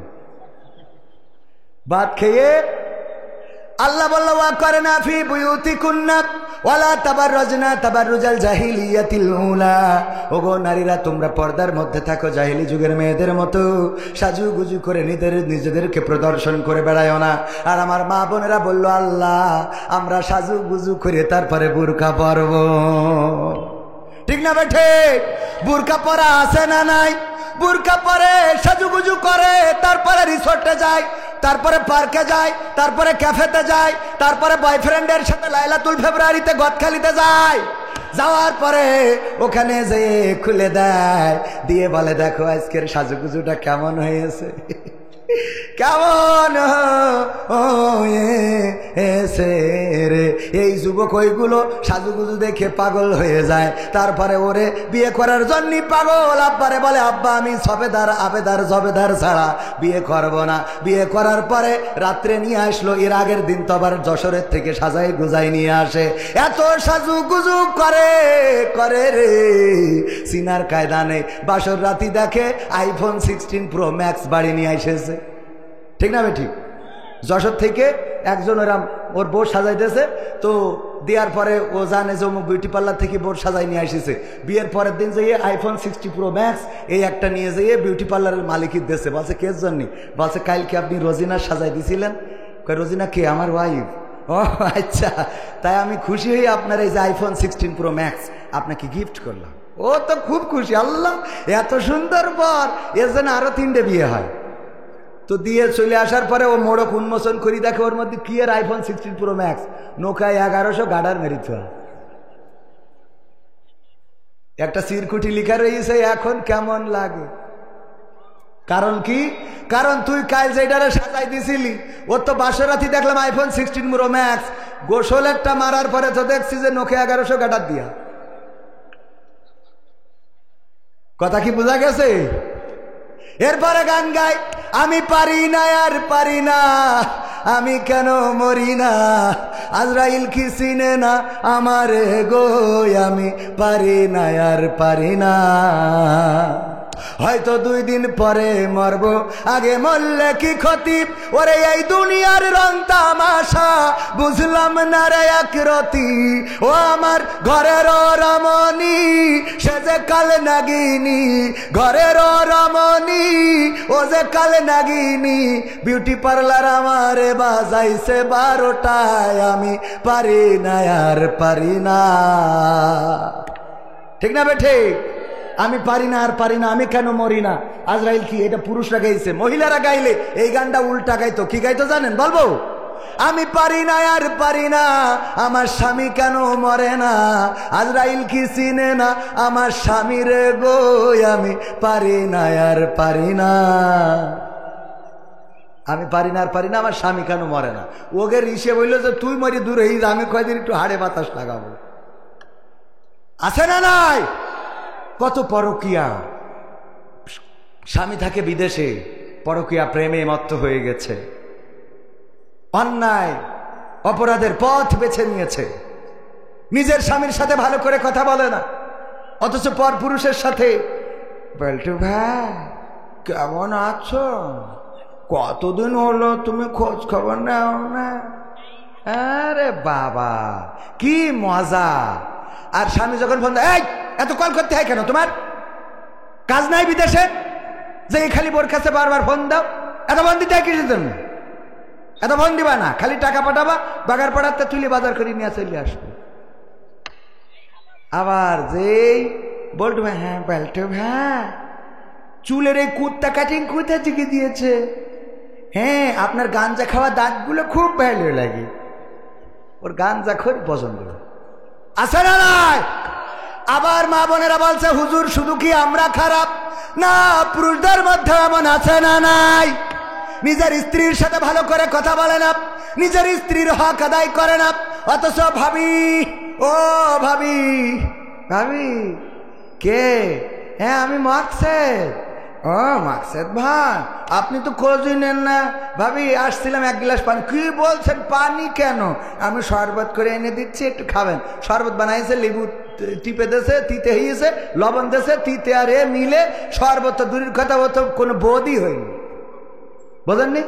ওই শরবত খায় আর বলে, হ্যাঁ মাকসেদ ভাই কেমন হয়েছে, আরে ভাবি আপনার হাতে সব এ যে কি নাইস মনে আছে, হাউজে কাউসারের পানি খাচ্ছে, শয়তান কোথায়। আর বউ রান্না করে দেয়, ওর মধ্যে কোনোভাবে একটু লবণ যদি বেশি হয়ে যায়, এই তোর রাত্রি কয় কি নাই, এই রাত্রি কয় কি না, একটু যদি লবণ বেশি হয়ে যায় মিজাজ খারাপ হয়ে যায়। আছে না নাই? লবণ যদি একটু বেশি হয়ে যায় বলবেন, স্ত্রী তুমি এত সুন্দর রান্না করো, আল্লাহ তোমার রান্না খাওয়ার পরে আমি মনে হয় যে হরিণের গোশত খাচ্ছি, তবে লবণটা একটুখানি কমাই দিলে যে আরো কি টেস্ট হইতো, আলহামদুলিল্লাহ। এই বলা যাবে না এইভাবে, এইগুলো বলবেন, এইগুলো না বলে খালি শুধু ধমকের, এই দেখো তোর যদি আমি তালাক না দিছি আমার নাম কবির বিন সামাদ। দেখেন তালাক দেওয়া খুব বাহাদুরি কাজ নাকি? এবার তালাক দিয়ে বলে বাচ্চা দুটো হয়ে গেছে বলে ফেলেছি, একটু খাতা পৃষ্ঠা খুলে দেখেন দিন লাস্টে 3 পাতায় কোনো লাইন আছে কিনা, মানে সব তো পড়া শেষ, লাস্টে 3 পাতায় একটা লাইন পাওয়া যায় কিনা। আমি একজনের বললাম যে আপনি কোন মাযহাবের, তো বলছে হানাফি মাযহাবের। আমি বললাম হানাফি মাযহাব হইলে তালাক দিয়েছেন শেষ, তো বলছে কোন মাযহাবে এটা নেওয়া যাবে, তো আমি বললাম শাফি মাযহাবে। বলছে তাহলে আমি শাফি মাযহাবে। সহ্য না করি পারে, বলছে যে একবারে দিয়ে ফেলেছি। এখন আমি বললাম কোন মাযহাব, আমি বললাম বলছে শাফি মাযহাব, হানাফি মাযহাব। বললাম হানাফি মাযহাব যদি মানেন, হানাফি মাযহাবের ফতোয়া হলো যদি একবারে কেউ 3 তালাক দেয় ওটা তালাক, ওর আর কোনো সমাধান নেই। তা বলছে তাহলে কোন মাযহাবে আছে, তা বললাম ইমাম মালিক, ইমাম শাফি বলেছে রাহিমাহুল্লাহ যে যদি কেউ একসাথে 3 তালাক দেয় তাহলে ওটা 1 তালাক হিসাবে গণ্য হবে, কারণ এটা রাসূল সাল্লাল্লাহু আলাইহি ওয়াসাল্লামের পলিসির মধ্যে পড়ে না। তাছাড়া উনি বোঝাতে চেয়েছেন যে যখন মানুষ রাগ করে তালাক দেয় তখন তার ব্রেন ঠিক থাকে না, সুতরাং তালাকের বিধানটা প্রতি মাসে একটা করে দেবে, এটাই বিধান, তাই 1 তালাক হিসেবে গণ্য হবে। তা বলছে আমি আজকে তো তাহলে শাফি মাযহাবের লোক, তার মানে ওর বউ নিতেই হবে, ওর কোন ফতোয়া মানতে রাজি। ওগো আমার ভাইরা, ওগো আমার কলিজার টুকরারা, আমার পর্দার অন্তরালে মা বোনেরা, আমরা আইন মানব কার? আল্লাহ রাব্বুল আলামিন আমাদের যে আইন দিয়েছেন, প্রথমেই বলেছি আমরা মাথা নত করব আল্লাহর কাছে। আমরা যারা আল্লাহর কাছে মাথা নত করি, যারা বলেছি ইন্না সলাতি ওয়া নুসুকি ওয়া মাহইয়ায়া ওয়া মামাতি লিল্লাহি রাব্বিল আলামিন, নিশ্চয় আমাদের সালাত, আমাদের কুরবানি, আমাদের হায়াত, আমাদের মওত সবকিছু বিশ্ব প্রতিপালক আল্লাহর জন্য। আল্লাহর জন্য যদি আমরা আমাদেরকে সঁপে দিয়ে থাকি, তাহলে বিপদে আপদে মুসিবতে ডাকবো কাকে? প্রশংসা করব কার? আমরা প্রশংসা আনন্দের সময় প্রশংসা করব আল্লাহর, আর বিপদের সময় আল্লাহর কাছে সাহায্য চাইব। আল্লাহ সাহায্য দাও, আল্লাহ তুমি সাহায্য করো, আল্লাহ তুমি রহম করো। আমার আল্লাহ এমন আল্লাহ, যারা আল্লাহকে ডাকে তারা কখনো প্রতারিত হয় না, যারা আল্লাহকে ডাকে তারা কখনো হেরে যায় না, যারা আল্লাহকে ডাকে তারা ধ্বংস হয় না, যারা আল্লাহকে ডাকে তাদের পরাজয় থাকে না, যারা আল্লাহকে ডাকে দুনিয়ার পরে আল্লাহ তাদের পাশে থাকে এবং পরকালেও আছে না নাই? আল্লাহর কাছে যারা নিজেদেরকে নিবেদিত করে দিয়েছে তাদের অবস্থা হলো এমন। আমার সভাপতি সাহেব, কুষ্টিয়া ইসলামিক ইউনিভার্সিটির শ্রদ্ধাভাজন শিক্ষক জনাব ডক্টর মোহাম্মদ জালালউদ্দিন সাহেব, জালালউদ্দিন সাহেব গরু পালন করে, গরু পুষেছে। এই গরু মাঠের মধ্যে রেখে এসেছে, এসে মাহফিলে চলে এসেছে। বিকাল বেলায় যাইতে রাত হয়ে গেছে, গরু ফিরিয়ে আনবে খেয়াল নাই। গরু যখন মাঠের মধ্যে একটা বন থেকে বাঘ বের হয়ে গরুরে দৌড়ানি দিয়েছে, ধরার জন্য পিছু নিয়েছে। গরু দৌড়ায়, বাঘও দৌড়ায়। দৌড়াতে দৌড়াতে গরু বুঝে ফেললো যে বাঘের সাথে দৌড়াইয়ে পারা যাবে না, তাহলে কি করা যায়? যতই গরু, তার মধ্যেও চিন্তা আছে না নাই? তার মধ্যেও কিছু বুদ্ধি আছে। গরু পাশে দেখলো একটা নরম কাদাওয়ালা ক্ষেত, ক্ষেতের মধ্যে দিয়েছে লাফ, যে এই ক্ষেতের মধ্যে যদি লাফ দিই তাইলে আত্মরক্ষা হইতে পারে। গরু ক্ষেতের মধ্যে লাফ দেওয়ার পরে 4 হাত পা একসাথে ডেবে গেছে, কাদার মধ্যে পুঁতে গেছে। বাঘও লাফ দিয়েছে, গরুর থেকে বাঘের দৌড়ের গতি ছিল একটু বেশি। গরুরে রেখে 3 হাত সামনে যেয়ে পড়েছে। কয় হাত সামনে? তো গরু যদি ডেবে যায়, বাঘও ডেবে যাবে কিনা? বাঘও ডেবে গেছে। গরু কোনো টেনশন ছাড়াই ওই ডাবা অবস্থায় খালি জাবর কাটে। আর গরু টেনশন করতেছে কি করে বের হওয়া যায়, চেষ্টা করতেছে কি করে বের হবে। বাঘ বের হওয়ার চেষ্টা করতেছে, আর গরু কি করেছে? জাবর কাটাচ্ছে। বাঘের মিজাজ গেছ খারাপ। হ্যাঁ গরু, এই তুই তো আসলে গরু। কে ভাই, কি হয়েছে ভাই? কি হয়েছে মানে? আমার সঙ্গীতের বই আছে, ক্যামেরা পার্সন যাচ্ছে, কারো লাগলে নিয়ে। সম্মানিত ভাইয়েরা, তো কথা ও আবার ওরা আমি বলি না, তাও যায়। এত দায়িত্বশীল আমি আলামিনীর আমি খুঁজে পাই। আল্লাহ, হ্যাঁ, দাম 100 টাকা, আর ওই যে জীবন জিজ্ঞাসা যেটা, ওটা হলো 50 টাকা। তো ভাইয়েরা আমার, গরু মানে বই একটু বেচাও লাগবে কেন ভাই? তো আমার ওইভাবে টাকা দেয় না, এমনি আইসেতে করে ভাই দুটো খাতি দেয় যত্ন করে, সুইঝাল দিয়ে ওই আর কি। তো এই জন্য বইটই বেঁচে যা দুটো, আজকে টাকা না নিয়ে গেলে আবার বাড়িও জায়গা হয় না। তো মানে প্রতিদিন যে হিসেব দিতে হয় যে রাত্রি তুমি আমার কাছে থাকবা না, আবার টাকাও দিবা না, তা আমি কি নিয়ে থাকবো? জ্বালার শেষ আছে আমাদের। সব কথা বলি ফেললাম, আল্লাহ মাফ করে দাও, আমি সভাপতি মাফ করে দিয়ে। আমি তো খোলা মনের মানুষ, সব এই ঠাস ঠাস করে বলে ফেলি। যাই হোক ভাইয়েরা আমার, গরু কোনো টেনশন ছাড়া জাবর কাটাচ্ছে, আর বাঘ টেনশন করতেছে যে কি করে বের হওয়া যায়। বাঘ এক ফাঁকে বলেই বেলাই গরু, তুই তো আসলেই গরু। কেন ভাই, কি হয়েছে? কি হয়েছে মানে? এই কাদার মধ্যে লাফ দিলি কেন? তোরে যদি আমি ধরতাম তাহলে তোরে খেয়ে আমি বেঁচে থাকতাম, তুই মারা যাতিস, কথা ঠিক। আবার তুই যদি পালাই যাতিস তাহলে তুইও বেঁচে যাতিস, আমিও বেঁচে যেতাম। কিন্তু এমন একটা কাজ করেছিস যে তুইও মরবি, আমিও মরবো, বাঁচার কোনো রাস্তা নেই। তা কয় তাতে কি? কয় তাতে কি মানে? এই গরু এর তাও কিছু হওয়ার দরকার নেই, কিন্তু এই বিপদের মধ্যে তুই জাবর কাটাইস, তো টেনশন নেই কেন? তোর কোনো চিন্তা নেই কেন? বলছে আমার তো চিন্তা হওয়ার কথা না, কারণ কি আমি তোমারে বুঝাই। ও গো বাঘ, শুনে নাও, তুমি বাঘ বনে থাকো, তোমার কোনো মালিক নাই, তোমার কোনো অভিভাবক নাই, তোমার কোনো গার্জিয়ান নাই। আমি গরু, আমার গার্ডিয়ান আছে, আমার মালিক আছে, আমার অভিভাবক আছে। আমার অভিভাবক ডক্টর জালালউদ্দিন সাহেব উনি মাহফিলে আছে। রাত্রে যখন বাড়িতে ফিরবে, ফিরার পরে গোয়াল ঘরে লাইট মেরে যখন আমাকে পাবে না, তখন লোকজন নিয়ে খোঁজার জন্য মাঠে চলে আসবে। আমাকে খোঁজাখুঁজি করতে করতে এক সময় যখন এই ক্ষেতের মধ্যে পাবে, এই কাদার মধ্যে পাবে, আমারেও দেখবে তোমারেও দেখবে। আমারে দেখার পরে বুঝে নেবে তোমার কারণে আমার এই হাল হয়েছে, এই কারণে আমার মালিক আমারে উদ্ধার করবে, আর তোমারে এখানে বাড়োয়ে কবর দিয়ে তারপরে যাবে। ও বাবা বলো, এখন আমি জাবর কাটাবো নাকি তুমি কাটাবা? কথা কয় না। জাবর কাটাবে কে? গরু জাবর কাটাবে, কারণ গরুর মালিক আছে না নাই? ইসলামী আন্দোলনের নেতাকর্মী যারা আল্লাহর কাছে সমর্পণ করেছে, যারা তারা আল্লাহর কাছে নিবেদিত প্রাণ হয়ে যাওয়ার কারণে তারা যদি জেলখানায় যাই তাও হাত উঁচু করে হাসি, যদি রিমান্ডে দেয় তাও বের হওয়ার পরেও হাসি, যদি তাদের ফাঁসির কাস্টে নিয়ে যায় তাও তারা জিজ্ঞাসা করে সন্তানের কাছে, ওগো আমার কলিজার টুকরা বলো আমি লুঙ্গি পরে যাব নাকি পায়জামা পরে যাব? জিজ্ঞাসা করে কে আমার দাফন কাফনের জন্য পাবনায় যাবে? তোমাদের মাকে যেতে দিও না, এই পথ গেলে অসুস্থ হয়ে পড়বে। একজন মরণ পথের যাত্রী শহীদের ফাঁসির মঞ্চে উঠবে, সেই মানুষটা এত স্বাভাবিকভাবে কথা বলে কেমন করে? তার কারণ হলো তিনি বলেছেন ইন্না সলাতি ওয়া নুসুকি ওয়া মাহইয়ায়া ওয়া মামাতি লিল্লাহি রাব্বিল আলামিন। আল্লাহর কাছে সমর্পণ করে দিয়েছে। নিশ্চয় আমাদের নামাজ, আমাদের কুরবানি কিসের কুরবানি? আমাদের কুরবানি শুধুমাত্র গরু জবাই করা না, আমাদের কুরবানি শুধুমাত্র ছাগল জবাই করা না, আমাদের কুরবানি ওই একবার ঈদুল আজহার ঈদে 7টা শেয়ার নিয়ে একটা গরু জবাই করা নাই। আমাদের কুরবানি মাসে মাসে ইয়ানত দেয়া, এটা আমাদের কুরবানি। মিছিলে যাওয়া এটা হায়াতের কুরবানি, আমরা সংগ্রামে মুখর থাকা এটাও কুরবানি, জেলখানায় যাওয়া, রিমান্ডে যাওয়া, কোরআনের পাখি 13টা বছর কারারুদ্ধ থেকেছেন, এটাও কুরবানি নাকি কুরবানি না? এটাও কুরবানি। আল্লাহ রাব্বুল আলামিনের কাছে আমরা বলেছি, ওগো আল্লাহ নিশ্চয় আমাদের সালাত, আমাদের কুরবানি, আমাদের জীবন, আমাদের মরণ সব আপনার জন্যে, সব বিশ্ব প্রতিপালকের জন্যে। সুতরাং যারা আমাদেরকে মারতে চাও, যারা আমাদেরকে পিটাতে চাও, যারা আমাদেরকে কারাগারে রাখতে চাও, যারা আমাদেরকে হত্যা করতে চাও, যারা আমাদেরকে দেশ ছাড়া করতে চাও, তোমাদের বলতে চাই যেই জীবন আল্লাহর কাছে বিক্রয় করে দিয়েছি, প্রথমে যে আয়াতটা পড়েছিলাম মনে আছে না নাই?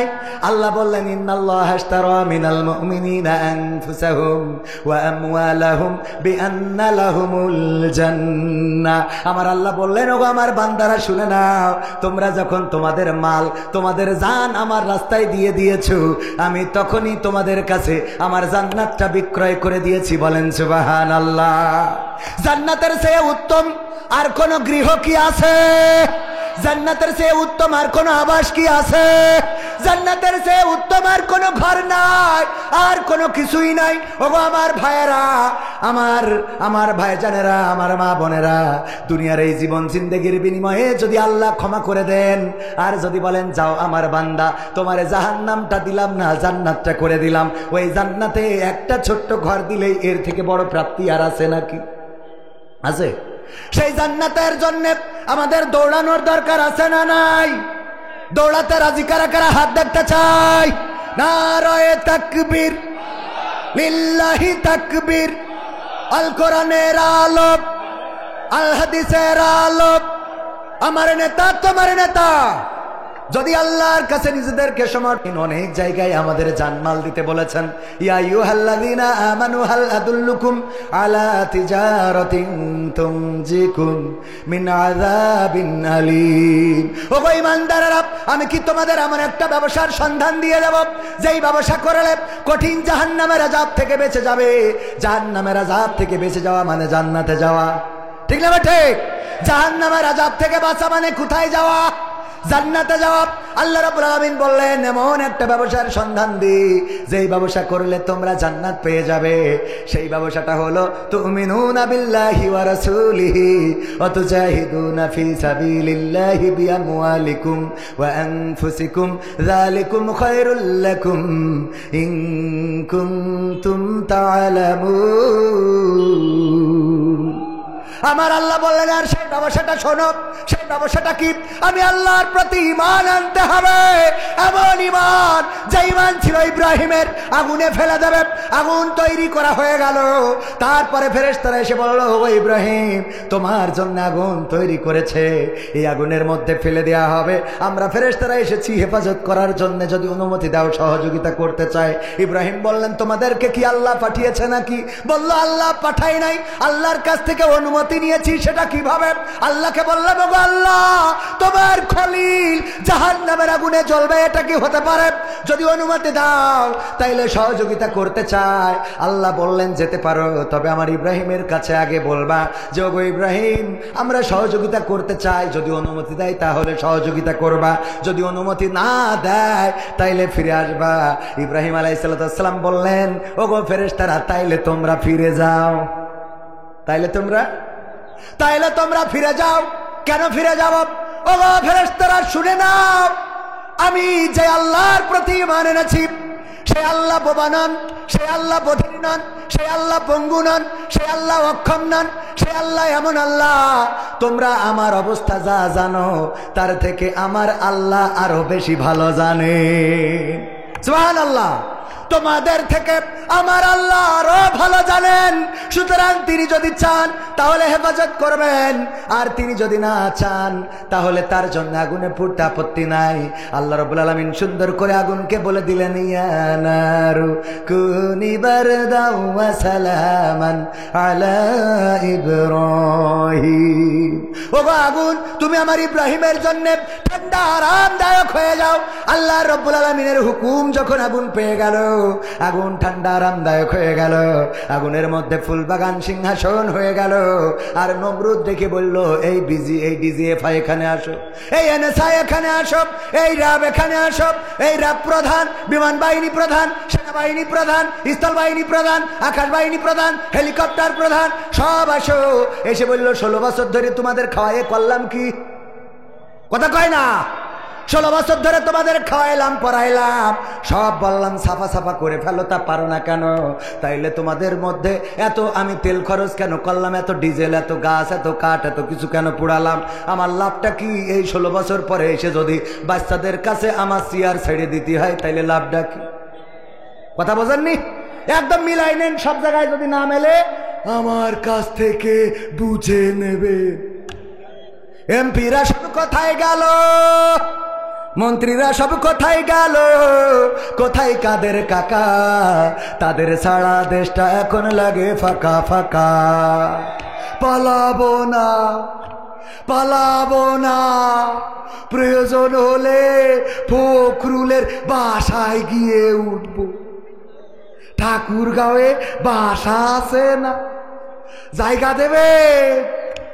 পালাবে না, যাই না তবু দেখা। পালাবে না, যাই না তবু দেখা। তাদের ছাড়া দেশটা এখন লাগে ফাঁকা ফাঁকা, ওদের ছাড়া দেশটা এখন লাগে ফাঁকা ফাঁকা। আইন মন্ত্রী আটকে গেল আইনেরই ফাঁকে, দাড়ি ছাড়া দরবেশের ভণ্ড ভণ্ড লাগে। ঠিক না বেঠে? আইন মন্ত্রী আটকে গেল আইনেরই ফাঁকে, দাড়ি ছাড়া দরবেশের ভণ্ড ভণ্ড লাগে। শুনছি কত নেতা নেত্রী খাইতেছে ভাই ডান্ডা, বিচারপতি কালামানিকের ফাটিয়েছে আন্ডা। পলকের ঝলক গেল থামিয়ে নেটের চাকা। তাদের ছাড়া দেশটা এখন লাগে ফাঁকা ফাঁকা, ওদের ছাড়া দেশটা এখন লাগে ফাঁকা ফাঁকা। কই গেল সেই সংসদেতে মমতাজের গান? কোথায় গেল হযরত বলা স্বামী মুসলমান? ঠিক না ঠিক? কই গেল সেই সংসদেতে মমতাজের গান? কোথায় গেল হযরত বলা স্বামী মুসলমান? ইনু মেনন্দি পুমনি আছে কারাগারে, বাপ করিলেও পাপ কখনো ছাড়ে কি আর তারে। কোথায় গেল স্পিকারের কোথায় গেল স্পিকারের দৃষ্টি আঁকা বাঁকা, তাদের সারা দেশটা এখন লাগে ফাঁকা ফাঁকা, ওদের সারা দেশটা এখন লাগে ফাঁকা ফাঁকা। কোথায় গেল আরাফাত আর ব্যারিস্টার সুমন, কথা বলার সময় তারা করে নিয়োজন। মুরগি কবির খাইছে ধরা, জাফর কোথায় আছে, গোপনে কি সেও গেল মোদি দাদুর কাছে। কোথায় গেল এ সালামের, কোথায় গেল এ সালামের কাড়ি কাড়ি টাকা, তাদের সারা দেশটা এখন লাগে ফাঁকা। লাগে না লাগে না, আগে টেলিভিশন খুললে কেমন করে কুমড়া দিয়ে বেগুনি বানানো যায় এটা শিখতে পারতাম, কেমন করে কাঁচামরিচ শুকিয়ে রেখে বর্ষাকালে ভিজাইলে আবার জেতা হয়ে যায় সেটা জানতে পারতাম। তারপরে কেমন করে কাঁঠাল দিয়ে বার্গার বানাইতে হয় ওইটা বুঝেছিলাম। তারপরে গোশতের অভাব পূরণের জন্য কাঁঠাল কেমন করে কাজে লাগাইতে হয় তাও শিখলাম।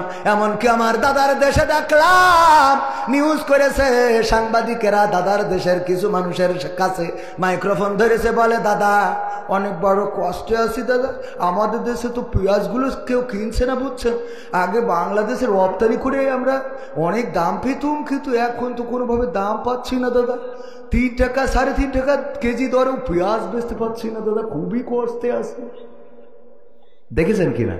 আমি বললাম এই কষ্ট তোমাদের কাটবে না, কাটবে না, কারণ তোমাদের দাদা তোমাদের সরকার প্রধান যখন আমাদের পেঁয়াজ দিতে চাই নাই আমরাও টেনশন করি নাই, কারণ আমাদের নেত্রী কেমনে পেঁয়াজ ছাড়া রান্না করা যায় রে সেটা শিখায়ে তারপরে গেছে।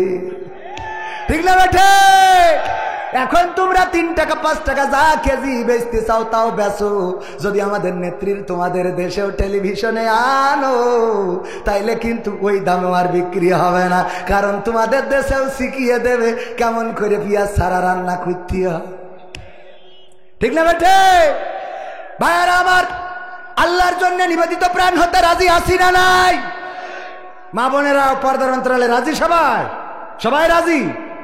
আমিও রাজি। আমার ক্যামেরা পারসন না, ক্যামেরা পারসন তো আমার সহকারী, আমিও হ্যাঁ আমার এই যে ছাত্র শিবিরের জেলা সভাপতি সাবেক, এইসব সাথে থাকে সাথে। আল্লাহ কবুল করুন, বলেন আমিন। এইটা বোঝেননি? এটা বোঝেননি? একটু মানে আপনি যে মাল দেবেন, জান দেবেন, তো এর জন্য মাঝে মাঝে পরীক্ষা করতে হয়। তো পরীক্ষা আমি প্রথমে দিয়ে শুরু না করলি, বক্তাই দিল না, তা শ্রোতারা দেবে? স্টেজে যারা আছে সবাই পকেটে হাত লাগান, তা না হলে ওরা আবার দেখি কবে ওরা দিচ্ছে না তারপরে দেবো কেন? চেয়ারে বসে যদি না দেয় তার সামনে বসে দেবো কেন? হ্যাঁ হ্যাঁ, সবাই হাত ঝুকান। আশরাফ ভাই মাথা থাকলে হাত ঝুকান পকেটে। হ্যাঁ হ্যাঁ, এত ফোন ধরলেও হাসছেন না, এ হুজুর সে হুজুর না, যদি পরে দেখায় আবার কালেকশন করবে, রাস্তায় দাঁড়া করে কালেকশন করবে, একবার খালি দাওয়াত দেওয়া দরকার, 12 মাস কালেকশন করে দেবে,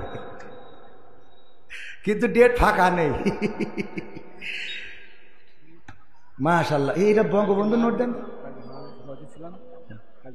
কাল সভাপতি ছিল।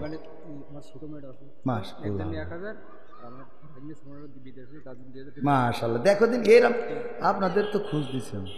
নারায়ে তাকবীর।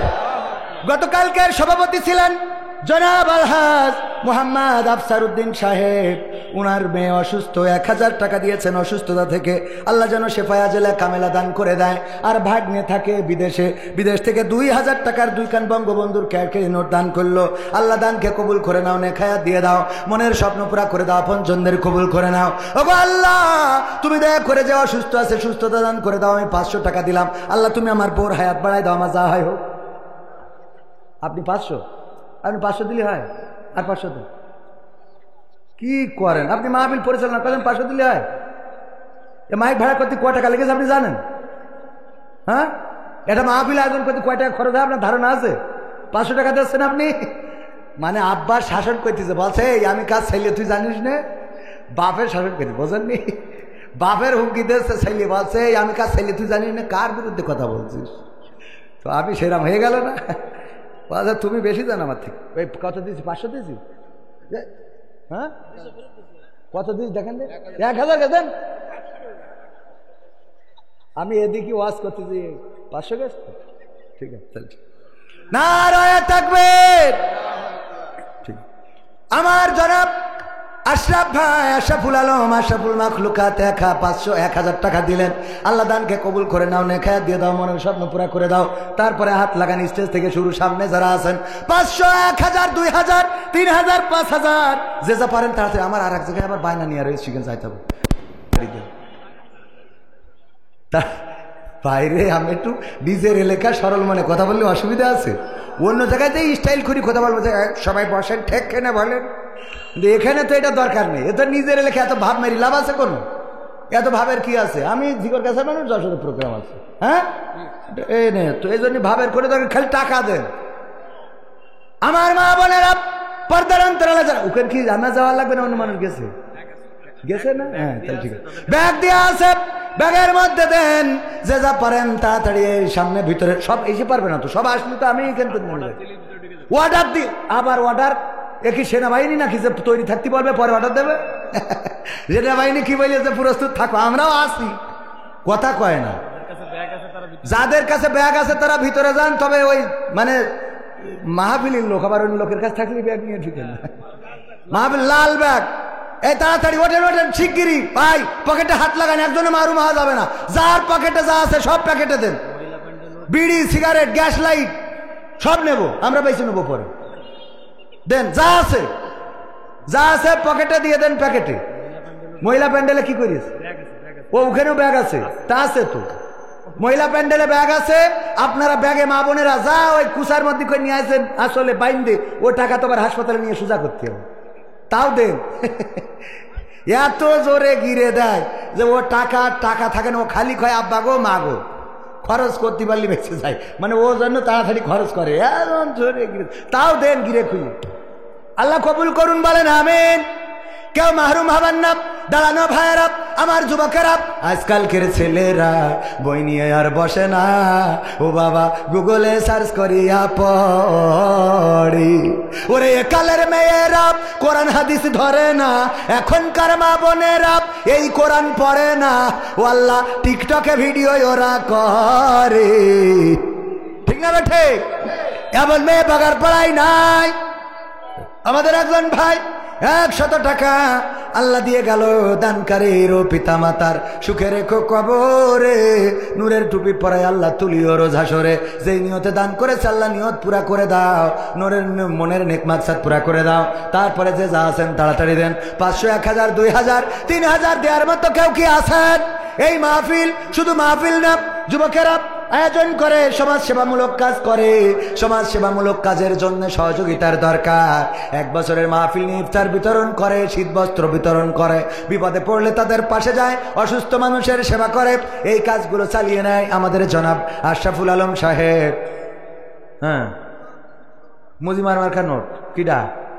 আমাদের এক যুবক বঙ্গবন্ধুকে এত ভালোবাসে, মুজিবার মার্কার রোল নোট দিল। আল্লাহ কবুল করে নাও, নে খায়াত দাও, মনের স্বপ্ন পুরা করে দাও। তারপরে আর কিরা?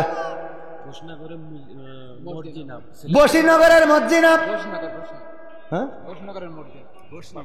বসনগরের মসজিনা 500 টাকা দান করলো। আল্লাহ দানকে কবুল করো, আল্লাহ মনের নেক মাকসাদ পুরা করো, সংসার জীবনে শান্তি দাও।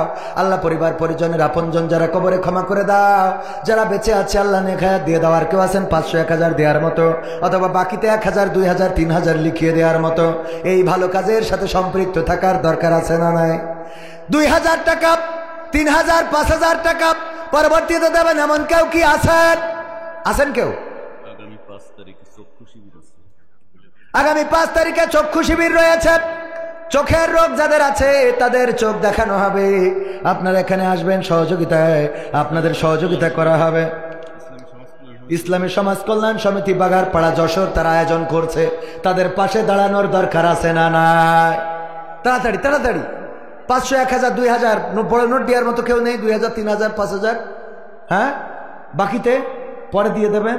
2000 টাকা দেওয়ার মতো ভিতর থেকে কোনো মানুষ হাত উঁচু করে, আমি মুসাফির মানুষ, দোয়া করে দেবো। আমার দোয়া কবুল না হোক, সভাপতি আছে, ডক্টর মানুষ, আশরাফ ভাই আছে, অধ্যাপক মানুষ, আর প্রধান বক্তা ডক্টর আমাদের শাহেদ জামাল উদ্দিন আছে, সাবেক সভাপতি, সব ভালো মানুষ। খালি আমি এখানে খারাপ একমাত্র। ওদের দোয়াই তো আল্লাহ কবুল করতে পারে, বলেন আলহামদুলিল্লাহ। আমি তো উনাদের দোয়া নিয়ে সামনে দেখি আগায় যাচ্ছি, বুঝলেন?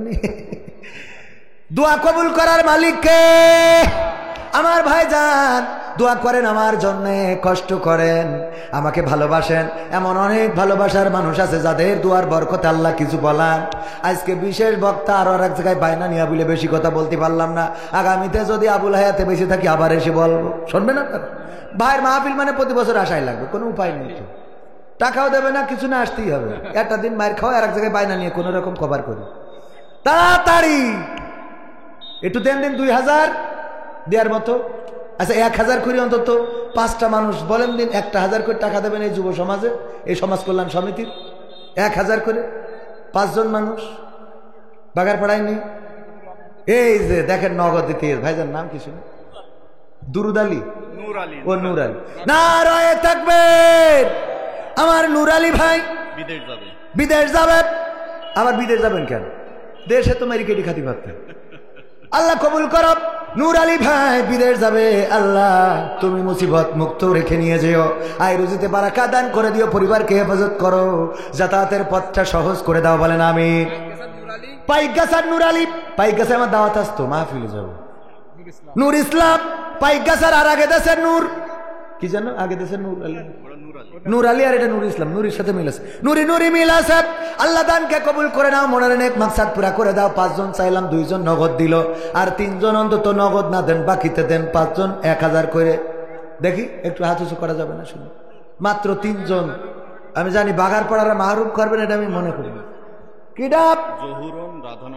জহুরন রাধানগর বাড়ি, অসুস্থ মানুষ। আল্লাহ 500 টাকা দিল সুস্থতার জন্য, দানকে কবুল করে নাও, নেখায়াত দাও। আল্লাহ শারীরিক সুস্থতা দান করে দাও, শেফায়ে আজলা কামেলা দান করে দাও, বলেন আমিন। তারপরে 3 জন দেবেন না? 3 জন পাওয়া যাবে না? বাকিতে অন্তত নেই। আমি তো যে জায়গায় হাত বাড়াই আল্লাহ একটা বরকত ঢেলে দেয়। মানে আমার তো হ্যাঁ, প্রবাসীরা অনেক টাকা দিচ্ছে, তাদের জন্য দোয়া করবেন। আর একটা গান আছে না, প্রবাসীদেরও গান ওই শাইখ জামালউদ্দিন শোনাবেন ভাইজান। হ্যাঁ, তা ওই করেন, আমি টাকা তুলি, ওটা গান আর একজন শুনবেন। তা 3000 টাকা শুনে বাবা রে, অন্তত 3000 টাকা একটু দেন দেখি। গান তো গাইছি বাবা, 3000 টাকা দেওয়ার মতো আল্লাহর ওলি নেই কেন? 1000 করে 3 জন। আমি বিশ্বাস করি যে আপনারা দেবেন, আমি মারুম হয়ে যাবো। আরেক জায়গায় যাই আমার ক্ষতি হবেন, চাইছি তা দিন। এটা তো ঠিক না। 3000 টাকা 3 জন মানুষ, মাত্র 1000 করে। খাতায় একজনেরও নাম লিখতে পারি না, অন্তত খাতায় একটা নাম লিখে তো কলম নিয়ে বসে রয়েছে, এটা ফেরত দেবো আমরা। 1000 টাকা হবে না? সত্যি সত্যি দেবেন না? এটা গতবার এসে কিরানা 30,000 টাকা দিয়েছিল একবার। তো ও থেকে এর থেকে তো আমলিগ ভালো ছিল। আওয়ামী লীগের নেতা 30,000 টাকা দিয়েছে গতবার ডাইরেক্ট। আর এখানে এত নেতা বিএনপি আর জামাতে 3000 টাকা দিতে, তোগের ক্ষমতায় যাইতে হবে কেন? হ্যাঁ, একে সহ্য না করি পারা যায়? হ্যাঁ, সে মারা হোক তা তো দেশে। এই জন্য তো কুমাই দিলাম, মারা টাকা 30,000, তোকে পারা টাকা 1000 দে। এই 3 জন বিএনপির লোকও নেই, তাহলে আমলিকের লোক 3 জন দাঁড়াও দিন, কেউ মারবে না, আমি আছি, দায়িত্ব নিলাম। আমলিকের লোক 3 জন দাও, আমি নৌকার পক্ষে ভোট করে দিয়ে দেবো আজকে। তাও 3000 টাকা না নিয়ে যাবে না, সিয়াস ছাড়বো না, তাতে ক্ষমতা থাকে থাক, না থাকে যাক। 3000 টাকা দাঁড়ান দিন। কোন আল্লাহর বান্দা আছেন? আজ একজনের সাক্ষাৎকার নিলাম, বলছে তুমি কোন দল করো? তা বলছে আমি হইলো ধানের শেষ করি। আমি বলছি এই দলের নেত্রী কিরা? তা বলছে শেখ হাসিনা। ও ধানের শেষ করে, শেখ হাসিনা নেত্রী। ওই যে একজন বোঝা গেল, যাক আলহামদুলিল্লাহ। নাম কি শুনে? ওবায়দুল কাদের, আনসার আলী। নারায়ে তাকবীর। আনসার আলী নাম ঠিকানা জানেন কিনা? ঘোষনগর। আল্লাহ আনসার আলী আমলিক করেন তো ভাই? যা করেন করেন, জামাত করেন, আমলিক করেন, অসুবিধা নেই। যে দল করেন আল্লাহ সেই দলে ভালো রাখুক, বলেন আমিন। 1000 টাকা দিল, দানকে কবুল করে নাও, নেখায়াত দিয়ে দাও। আর 2 জন বাকি, আমি 2 জন না পাবো তো সিয়া ছাড়বো। আর 2 জন দেখি কোন আল্লাহর বান্দা। এইসো শোনা, নাম বলতে হবে না, আমলিকের পক্ষ করতে থাক, নাম বলে আর মারতে পারে। নারায়ে তাকবীর। নাম বলেন। আমার একজন ভাই 1000 টাকা দিলেন, আল্লাহ দানকে কবুল করে নাও যুবক মানুষ, মনের নেক মাকসাদ পুরা করে দাও। নিসার আলী, নিসার আলী সব ঘোষনগরের লোক দেখছে, আনসারের ভাই আরিফ ভাই, নারায়ে তাকবীর। আমার আনসার ভাই আরিফ ভাইয়ের ভাই আনসার ভাই 1000 টাকা, তাহলে 2 জন হলো। আল্লাহ দানকে কবুল করে নে, খেয়ার দাও। রাধানগরের একজন মা 500 টাকা দিয়েছে, কবুল করে নাও। ছেলের জন্য দোয়া চেয়েছে, আর একজন বাকি। 3 জন নগদ দিয়া, তো আমি খাতায় 3 জন চাইছি, আর 2 জন বাকি, না আর একজন বাকি, আর একজন তাড়াতাড়ি করুন। সেতুর মা, সেতুর জন্য দোয়া করতে হবে। ও আল্লাহ, সেতুর মা 500 টাকা দিল, সেতুর জন্য দোয়া চাইলো, আল্লাহ দানকে কবুল করো, সেতুর সুস্থতা দান করো। আর একজন, আর একজন, আর একজন। আমি জানি আমি মারুম হবো না, জীবনে চাইছি মারুম। ঘোষনগরের আনসারের ভাই বিল্লাল ভাই, এ বিল্লাল ভাই,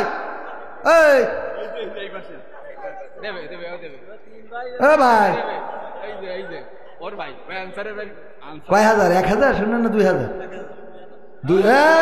বাবা, পার্টি তো এরম লাগবে। নারায়ে তাকবীর। আনসার ভাই, ওরা 3 ভাই, আর বাকি লোক সব জানেন না।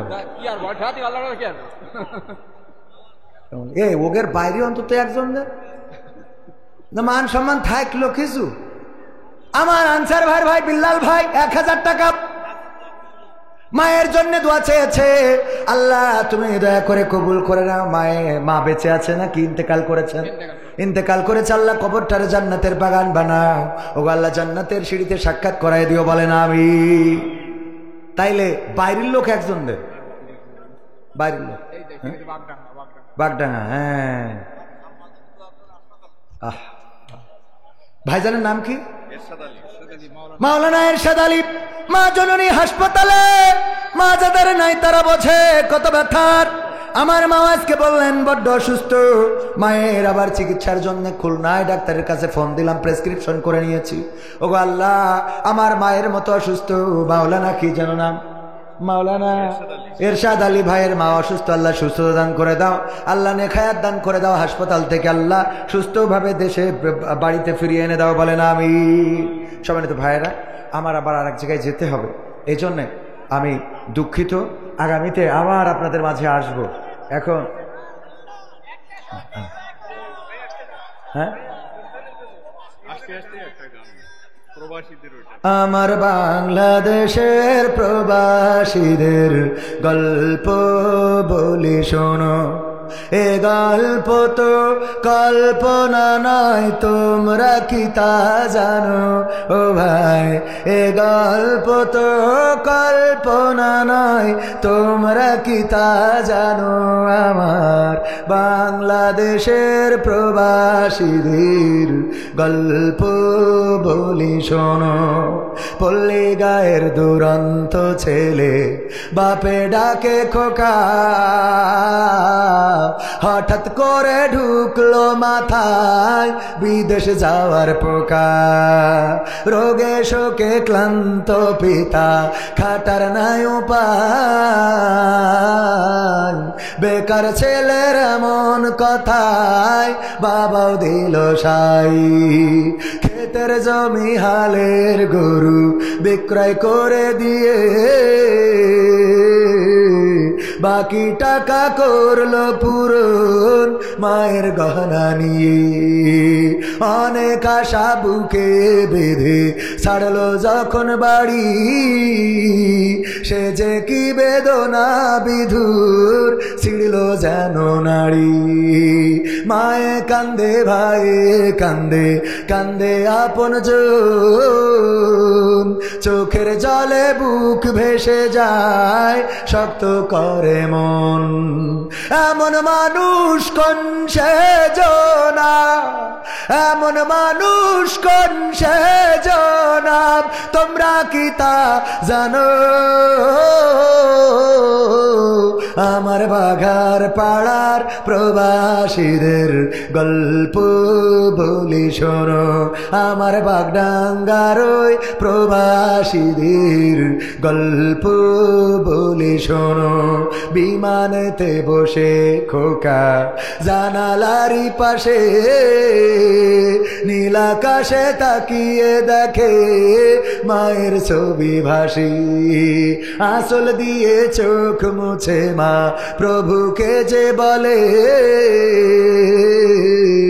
আল্লাহ তুমি ভালো রেখো আমার কোলের ছেলে খোকা যে ছিল মা জননীর কোলে জারি বোটা ভাবতে সব চোখ ভিজে জল পড়লো ফোটা ফোটা এমন মানুষ কোন সেজনা এমন মানুষ কোন সেজনা তোমরা কি তা জানো আমার যশোর জেলার প্রবাসীদের গল্প বলি শোনো আমার মালয়েশিয়ার প্রবাসীদের গল্প বলি শোনো নদ নদী আর সাগর নগর দিয়ে খোকা পাড়ে পৌঁছালো যে অতি সাধের বিদেশের বাড়ি অনেক কষ্টে মিলল খোকার এমন একটা কাজ হাড় ভাঙা খাটুনি তাতে সকাল দুপুর সাজ রোগে শোকে কাজ করে যায় করে নাই অবহেলা আকাশ সমান স্বপ্ন দেখে কাটিয়ে দেয় বেলা মা জননীর সাথে যখন খোকা কথা কয় বলে বাবা কেমন আছো জানতে ইচ্ছা হয় মাগো আমি ভালো আছি মাগো আমি ভালো আছি দুঃখ নেই তো কোনো আমার সৌদি আরবের প্রবাসীদের গল্প বলি শোনো আমার আবু ধাবির প্রবাসীদের গল্প বলি শোনো হঠাৎ করে বাবা বলে টাকার যে দরকার তোর মায়েরই বড় অসুখ দেখাবো ডাক্তার চিন্তায় আমার বাড়ছে আবার তোর বোনেরই নিয়ে দিনে দিনে হচ্ছে বড় দিতে হবে বিয়ে তোর ভাইয়েরই লেখা পড়ার খরচ বেড়ে গেছে দরকার এখন অনেক টাকার তোর কাছে কি আছে পাইনি বেতন এখনো খোকা পকেটটা যে ফাঁকা তবুও বলে ভেবো না বাবা দেব আমি টাকা এমন মানুষ কোন সেজনা এমন মানুষ কোন সেজনা তোমরা কি তা জানো আমার বাঘার পাড়ার প্রবাসীদের গল্প বলে শোনো আমার বাগডাঙ্গার ওই প্রবাসীদের গল্প বলে শোনো দিন মাস গুনে খোকা এখন পৌঁছালো বছরে করতে হয় কাজ এখন যে তার 10 তলার উপরে হঠাৎ করে কি হতে কি যেন হয়ে গেল 10 তলারই উপর থেকে খোকা পড়ে গেল আকাশ সমান স্বপ্নগুলো আকাশে গেল উড়ে দেহ থেকে প্রাণ পাখি গেল যে ভাই ছিড়ি বন্ধুরা যে এসে দেখে রক্তে তরতর নিথর দেহ পড়ে আছে জমিনের উপর এমন মানুষ কোন সেজনা এমন মানুষ কোন সেজনা তোমরা কি তা জানো আমার বাঘার পাড়ার প্রবাসীদের গল্প বলি শোনো, পাঠাতে হবে লাশটা দেশে, আপন তো কেউ নাই, বন্ধুরা সব মিলে মিশে করলো এই কাজটাই। শুনে এ খবর মা জননীর সে কি আহাজারে, তার কান্দনে আকাশ বাতাস হচ্ছে যে ভাই ভারী, অবশেষে খোকার কফিন পোছালো যে বাড়ি, ভাই বোনার গায়ের স্বজনের সে কি আহাজারি, মা জননী কেঁদে বলে ওরে আমার ছেলে, বিদেশ থেকে কোন দেশে তুই গেলি আবার চলি, মাগো আমি সুখানিতে জীবন দিছি জানো, আমার যশোর জেলার প্রবাসীদের গল্প বলি শোনো।